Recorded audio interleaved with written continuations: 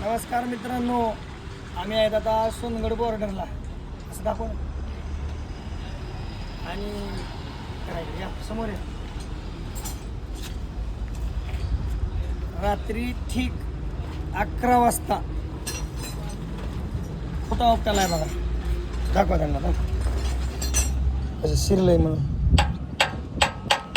Bolt तुटलेत बघा, bolt हे बघा खोडलेत मध्ये. हे बघा कसं फाकलंय ती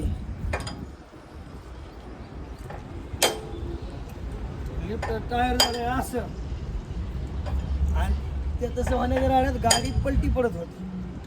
मेन गोष्ट कारण ते टायर आडवं झालं. टायर आडवं झाल्यामुळं टायर कसं झालंय बघा समोर आपण आहे.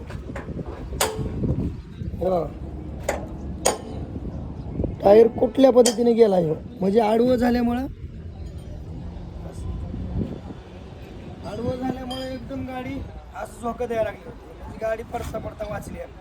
आपलं नशीब चांगलं, आपण कोणाच्या पापात नसल्यामुळं आपल्या गाडीचं जे नुकसान होणार होतं ते झालं नाही. नशीब चांगलं माझं, म्हणून काही कुठं ना झालं नाही जास्त. पण अशा वेळी काय करावं हे सध्या समजा. ह्याच्यामध्ये एक माझी मूर्खाची चूक आहे.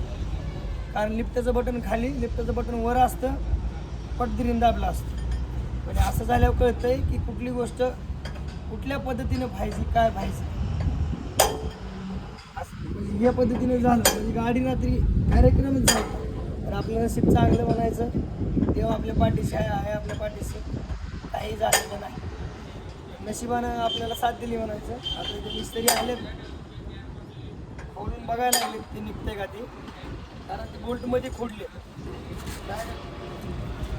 खोडल्यामुळे आता काय माहिती निघतेत का नाही निघतेत त्याची गॅरंटी नाही. निघले तर बरंच झालं, भरपूर खर्च बचत. हे बघायला कुठल्या पद्धतीने आईचा दान आहे टेन्शन आले, बोलता येणार झोपले. आणि असले अप झाल्या माणसाला मनाला टेन्शन येते भरपूर दिली. असं इकडे आणा जरा समोर दाखवा नाही कसं बांधून आणले ते आपण, कुठल्या पद्धतीने बांधलंय ते दाखवा जरा. ड्रायव्हर लाईफ सगळ्याला समजली पाहिजे काय आहे ते. आणि लय म्हणते तर लय पैसा आहे ह्यांच्याकडे, लय पैसा या.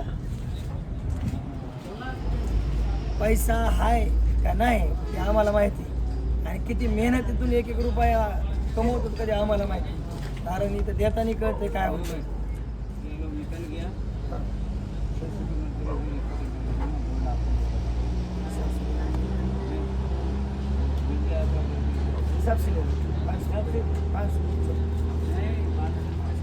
हो जाता है, निकालने का भी है, हो जाता हमारा भी देखो तो.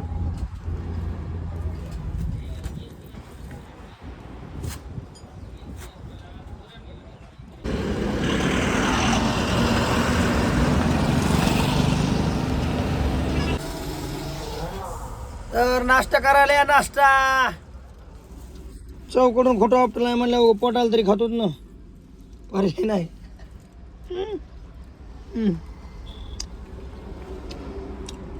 खाली सांडून देऊ ना कडीन हे बघा. म्हणलं का